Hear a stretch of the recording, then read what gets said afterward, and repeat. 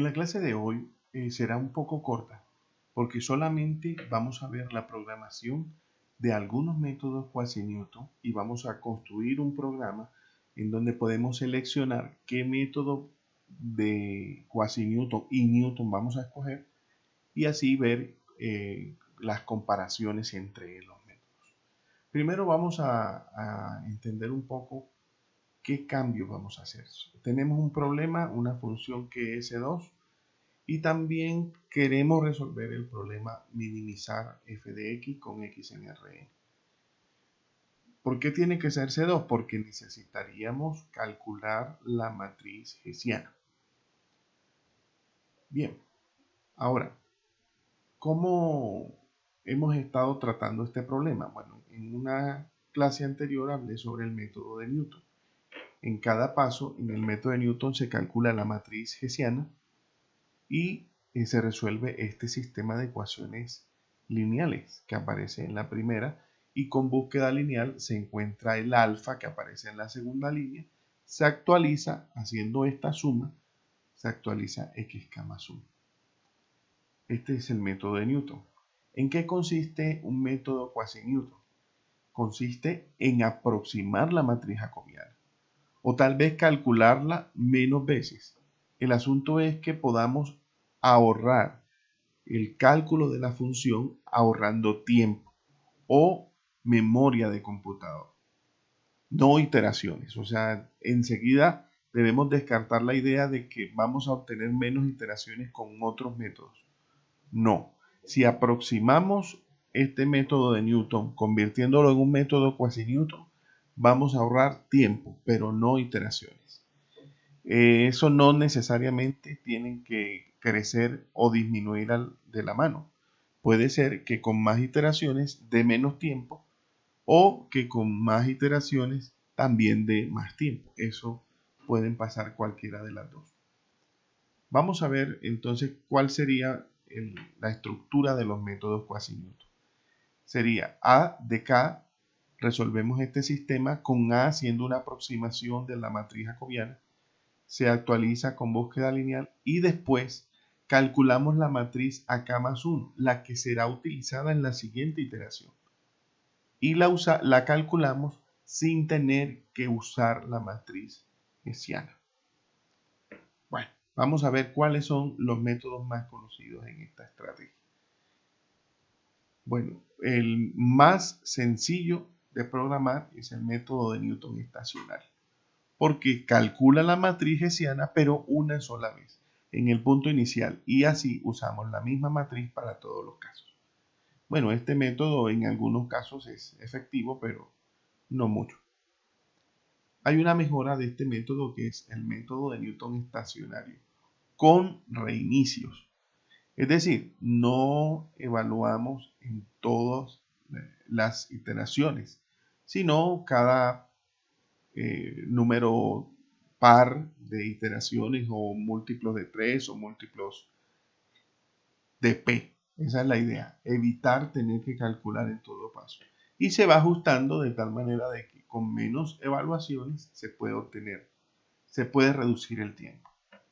Vamos a ver aquí un método exitoso que es el propuesto por Broyden, Fletcher, Goldfarb, Shannon. Estos 4 matemáticos idearon una estrategia de actualización de manera independiente, o sea que trabajando separados obtuvieron el mismo resultado. Y es el siguiente. Calculamos AK más 1 sumándole a la matriz AK anterior estas dos matrices. Deben tener cuidado de que la segunda es una resta. ¿Sí? Está acá una matriz menos la otra matriz. Ese sub K, es la diferencia entre xk más 1 y xk, que es alfa por d. ¿Sí? Para el caso donde alfa sea 1, pues S y D serían el mismo. Y yk, ojo con esto, que es diferente para los métodos quasi-Newton para sistemas de ecuaciones, el yk es otro, es diferente. Yk es la diferencia entre los vectores gradientes. en el punto que obtuvimos y en el punto menos el punto en el punto anterior.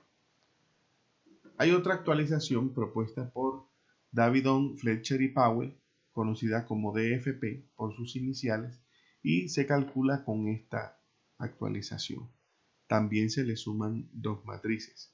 Se espera que la DFGS sea más eficiente que esta. Esta es un poquito más antigua, esta es de mediados del siglo XX, mientras que la otra fue ya en 1970. Bueno, ¿qué tal si hacemos una prueba con una función un poco complicada? La función de Rosenberg. Esta función está diseñada para hacer fallar a los algoritmos, o por lo menos que les cueste más trabajo resolverlo. Esta función está dada así, el vector gradiente y la matriz hessiana están escritos aquí, que se pueden revisar. Así que vamos a mirar cómo obtendríamos o cómo nos va haciendo con esta función. Veamos, aquí tenemos el MATLAB, aquí lo tenemos, entonces vamos a trabajar en él. Aquí está la función de Rosenberg, vector gradiente y la matriz hessiana. Ya están aquí calculadas. Ahora analicemos el método Quasi-Newton. Veamos acá. Primero borramos la pantalla y aquí con estos números nos da una idea de qué es lo que vamos a hacer. Si en MET, o sea método, escribimos 0, sería el método de Newton, 1, un método de Newton estacionario, método con reinicio, BFGS y DFP. Para los reinicios necesitamos saber quién es P. Aquí tenemos 2, el valor de 2, pero se le puede cambiar por otro entero. El valor inicial para todos los métodos será el que vemos aquí.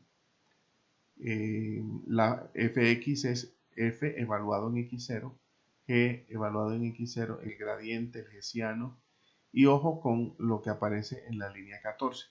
H fijo es la matriz hessiana en el punto inicial y no cambia más.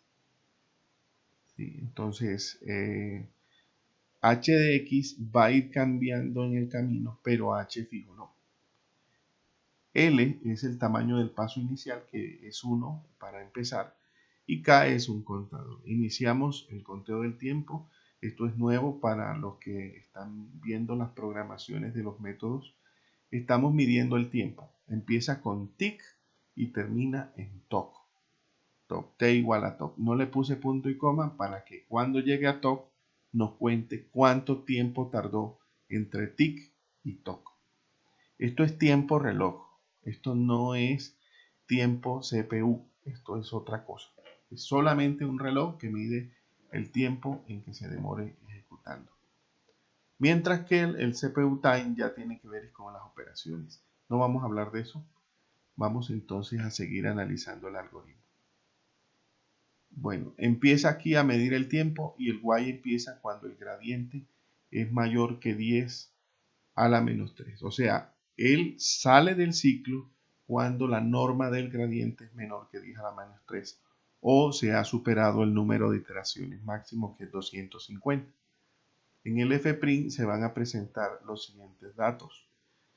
El contador x0, x0, o sea, las dos componentes, L, que es el tamaño del paso, la norma del gradiente y el valor de la función. Y aquí están formateados indicando cómo deben salir. Aquí hay un comando que he anulado, no lo necesitamos para este ejemplo, porque la matriz siempre está dando definida positiva. Y hacemos esta prueba. Esto que aparece en la línea 25 es para ver si podemos resolver el sistema confiando en los resultados que nos da. Si la matriz es mal condicionada, no podemos confiar en los resultados que nos da un sistema. Podrían ser basura, así que es mejor que cuando el número condición indica que la matriz es mal condicionada, es mejor usar la dirección del gradiente, de menos el gradiente, que es lo que vemos allí. Rcon quiere decir el número condición recíproco. ¿Sí? En este caso, cercano a 0 es mal condicionado. Bien, ahora, después de hacer esta prueba, usamos búsqueda lineal. Este también lo expliqué en un video anterior. Y a diferencia de los métodos anteriores como el de Newton, en aquel aquí aparecía x0 igual a x0 más LD. Pero porque no tenía que almacenar el resultado. Ahora necesito almacenarlo para poder calcular el valor de y. ¿Sí? Ya veremos que no se necesita en todos, pero sí para BFGS y DFP. Bien, sigamos entonces. Aquí están las evaluaciones de los nuevos puntos y seguimos. Aquí hay un switch donde según el método usa una actualización diferente. Si es 0, calcula la matriz hessiana, o sea, que es el método de Newton. Si es 1, deja la matriz fija, siempre la inicial. Si es 2, es con reinicio, entonces pregunta si K más 1 es múltiplo de P. En ese caso lo actualiza y si no, deja la anterior, no hace nada, o sea que sigue siendo el HK anterior. Para DFP, BFGS y DFP usamos YK, así que tenemos que calcularlo, que es la diferencia entre los gradientes, y ese es L por D en ambos casos. Para calcular la matriz H usamos la fórmula que obtuvimos o que mostré hace un rato, y acá lo mismo. Esta es un poquito más larga, pero no debemos olvidar el signo menos. Este menos es crucial, no se confundan porque podríamos obtener resultados equivocados. Bien, después de esto ya podemos actualizar x0, f de x0, g de x y actualizar el contador. Veamos cómo funciona este método, veamos qué tal está funcionando. Empecemos con el método 0. Bueno, vamos a ejecutar y vemos estos resultados. 69 milésimas, 28 iteraciones, 69 milésimas, 28 iteraciones con el método de Newton. Vamos a ver aquí si es 0, es con el método de Newton, empiezan todos en el mismo punto inicial y el resultado fueron 28 iteraciones con 69 milésimas. Bien, probemos entonces ahora con el método de Newton estacionario. ¿Sí? Vamos a ver. A ver, dice que hay un error. Ah, sí, hay un error, pero vamos a... me equivoqué al escribir la letra. 250 iteraciones no converge. ¿Sí? Bueno, no importa el tiempo porque no contó respuesta. ¿Sí? Está bajando muy lentamente. Así que es posible que con más iteraciones pueda encontrar la respuesta. Volvamos acá. Bueno, aquí es donde hay el error. Aquí voy a escribir un 2, que sería el de reinicio con P. O sea, cuando es par, va a actualizar. Cuando es impar y cuando sea par, no. Veamos. Dio 37 iteraciones.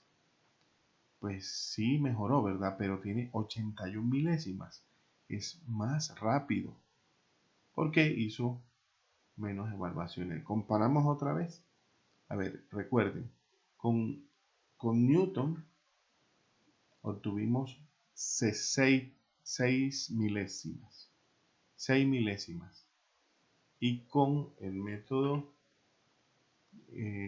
73, o sea que se demora un poquito más, hace más iteraciones, pero hace menos cuentas. Eso todavía ahí no vemos ninguna diferencia, pero el tiempo es casi igual.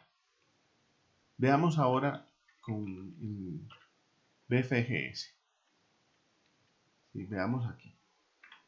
A ver, el método 3, que es BFGS, veamos cuánto nos da. Nos dio 8 milésimas y 37 iteraciones. 8 milésimas. Bueno, dio muy poquito tiempo y casi lo mismo que en Newton en tiempo, aunque dio más iteraciones. Bien, volvamos a al método y pongamos el 4, que es el DFP. Veamos cuánto da. Aquí nos dieron 107 iteraciones y se demoró más. Sí, efectivamente el método BFGS es mejor que los demás. Bueno, espero que les haya servido, que les haya gustado este tema y que lo programen para que puedan probar sus propias funciones.